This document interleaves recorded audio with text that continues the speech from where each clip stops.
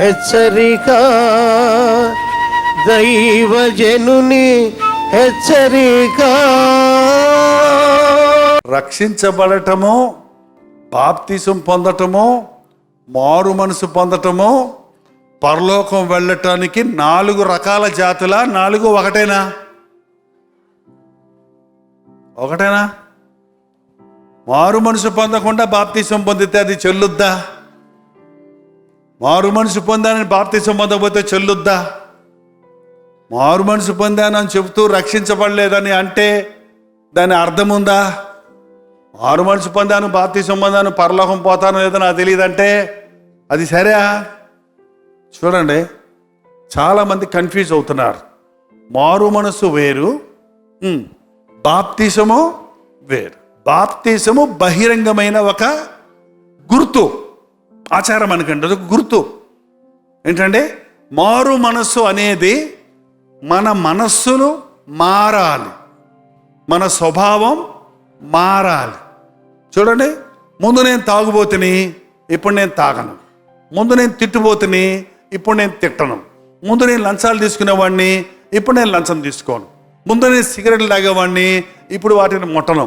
ముందు సినిమాలు చూసేవాడిని, ఇప్పుడు నేను చూడను అని చెప్పే వ్యక్తి ఎవరో తెలుసా?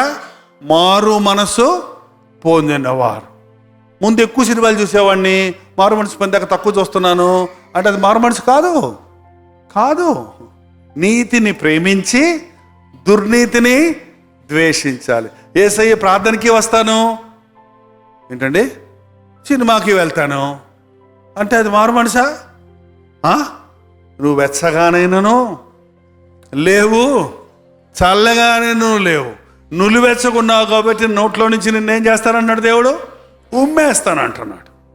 నువ్వు పూర్తిగా మారిన వ్యక్తిగాను లేవు, పూర్తిగా లోకస్తుడిగాను లేవు. కాసేపు ఒకలాగుంటున్నావు, కాసేపు ఒకలాగుంటున్నావు. ఇది మారు మనసు కాదండి, ఇది మారు మనసు కాదు. చాలామంది చెప్తారు, మీరు పుట్ట క్రైస్తవులా, మీరు కన్వర్టెడ్ క్రైస్తవులా. అసలు క్రైస్తవుడు క్రైస్తవుడే. క్రీస్తులాగా జీవించిన వాడెవడో క్రైస్తవుడు. క్రీస్తును కలిగిన వాడెవడో క్రైస్తవుడు. క్రీస్తు వాక్యానుసారంగా జీవించేవాడెవడో. ఇది కులం కాదు, మతం కాదు. ఇది ఒక దేశానికి, ఒక భాషకి, ఒక ఊరికి చెందింది కానే కాదు. యేసుక్రీస్తు అందరికీ ప్రభు. కులం వేరు, క్రీస్తును నమ్ముకొనటం వేరు. ఈ రోజున చాలామంది నేను పుట్టక క్రైస్తవుణ్ణి, మా తాతగారు పాస్టరు.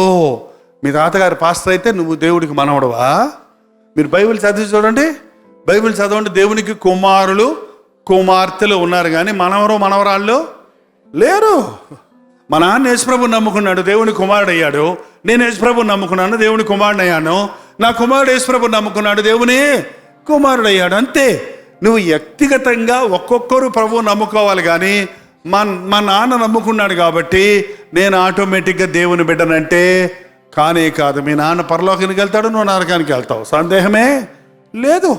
మారు మనస్సు పొంది పాప క్షమాపణ నిమిత్తము మీరు బాప్తిసము పొందుడి. ముందు మారు మనస్సు, తర్వాత బాప్తిసం. బాప్తిసం పొందితేనే పరలోకం వెళ్ళిపోతావని మునిగిపోతున్నారు నీళ్ళల్లో. నీళ్ళల్లో మునిగితే పరలోకం వెళ్ళేటట్టుంటే మన గేదెలన్నీ పరలోకంలో ఉంటాయంట. రోజు నీళ్ళ నుంచి బయటకు వస్తూ ఉంటాయి మునిగి మునిగి. ఏంటండి, నీటి బాప్తిసం ద్వారా, ఊరికి నీళ్ళల్లో మునగటం ద్వారా అదొక సాదృశ్యం. నేను క్రీస్తుని నమ్ముకున్నాను, పాత వ్యక్తి పాతి పెట్టబడుతున్నాను, కొత్త వ్యక్తిగా లేస్తున్నాను. అది బాప్తిసం అనేది ఒక సాదృశ్యమే కానీ అంతరంగంలో నా కొరకు, నా స్థానంలో యేసు ప్రభు మరణించాడు, నా పాపముల కొరకు సెలవులో ప్రాయశ్చిత్తం చేశాడు, నేను పాపిని, ఆయన పరిశుద్ధుడు, ఆయన నా పాపానికి పరిహారం చేశాడు అని నీ అంతరంగంలో విశ్వసించి మన పాపములను మనము ఒప్పుకొనిన ఎడల ఆయన నమ్మదగిన వాడు, నీతిమంతుడు గనక మన సకల దుర్నీతి నుండి మనల్ని ఆయన పవిత్రులుగా చేయును. అది మారు మనసు. ఈ రోజున చాలామందికి మారు మనసు లేదండి. బాప్తీసం తీసుకున్నాడని ఇంకా తాగుతున్నాడని చెప్తున్నారు కొంతమంది. బాప్తీసం తీసుకుంటే ఎందుకు తాగుతావు? ఎవడైనా క్రీస్తు యేసునందున్న ఎడల వాడు నూతన సృష్టి, పాతవి గతించను, ఇదిగో సమస్తమును క్రొత్తవైపోయినాయి. ఇక పాతవి లేవు మన జీవితాల్లో. పాత వాటిని ఇంకా కలిగి ఉన్నామంటే పశ్చాత్తాపం పొందలే. మారు మనస్సు అంటే, రిపెంట్ అంటే దాని అర్థం టర్న్ బ్యాక్. నీవు పాత జీవితాన్ని విడిచిపెట్టి నువ్వు సైతాను మార్గంలో పోతున్నావు, నువ్వు తిరుగు, విడిచిపెట్టి తిరుగు. నీ వెనకాల యేసు ప్రభు చేతులు చాచి బతిమలాడుతున్నాడు, రా, లోబడనాలని వారలారా రండి, ద్రోహులారా రండి, అబద్ధికులారా రండి, పాపులారా రండి, నేను మిమ్మల్ని క్షమిస్తా, నేను మిమ్మల్ని నా రాజ్య వారసులుగా చేసుకుంటానని లోబడనాలని వారి వైపు దినమంతా చేతులు చాచించిన ప్రభు మన వెనకాలే ఉన్నాడు. మనం మూర్ఖతతో ముందుకు పరిగెడుతున్నాం, సాతానుని వెంబడిస్తున్నాం, లోకాన్ని వెంబడిస్తున్నాం.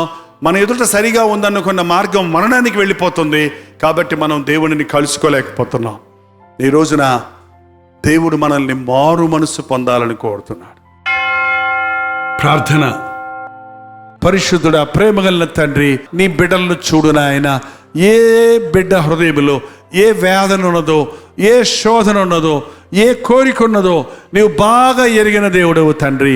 నీ కొరకు బ్రతకాలని, నిన్ను మహిమపరచాలని, నీ సహాయము తోడుతో ఈ లోకంలో సర్వము కలిగి సమృద్ధి కలిగి జీవించాలని ఆశపడుతున్న నీ బిడ్డలను నాయన నీవు దీవించు తండ్రి.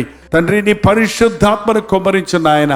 నామకార్థ క్రైస్తవులుగా మిగిలిపోక, ఆచార భక్తితో ఉండిపోక, నా స్థానములు నా కొరకు నా యేసు ప్రభువు మరణించాడని నమ్మి నాయన నీ స్థానంలో నీ కొరకు పరిశుద్ధులుగా ఈ లోకంలో జీవించే శక్తిని మా ఒక్కొక్కరికి నీ దయచేయము. యేసు క్రీస్తు నామములో అడుగుచున్నాము తండ్రి. మన తండ్రి అయిన దేవుని యొక్క ప్రేమయు, కుమారుడైన క్రీస్తు యొక్క కృపయు, ఆదరణకర్త అయిన పరిశుద్ధాత్మ యొక్క సహవాసము కూడి వచ్చిన మనందరికీ ఇప్పుడును సదాకాలమును తోడై ఉండును గాక. ఆమేన్.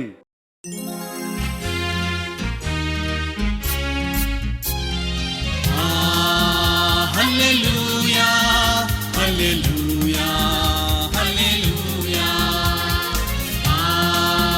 హల్లెలూయా, హల్లెలూయా, హల్లెలూయా. కలువరి ప్రేమే మధురం, మధురం. కలువరి ప్రేమే మధురం, మధురం. కలువరి ప్రేమే మధురం, మధురం. కలువరి ప్రేమే మధురం. హల్లెలూయా, హల్లెలూయా, హల్లెలూయా. హల్లెలూయా, హల్లెలూయా, హల్లెలూయా.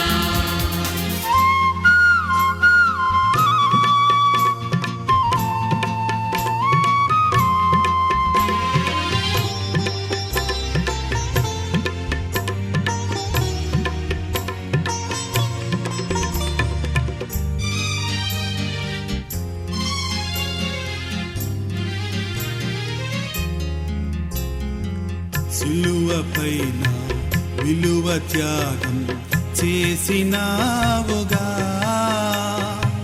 పాపినైనా నా కొరకు చిందించినావుగా, రుధిరం చిందించినావుగా. కలువరి ప్రేమే మధురం, మధురం. కలువరి ప్రేమే మధురం, మధురం. కలువరి ప్రేమే మధురం, మధురం. కలువరి ప్రేమే మధురం. హల్లెలూయా, హల్లెలూయా, హల్లెలూయా. హల్లెలూయా, హల్లెలూయా.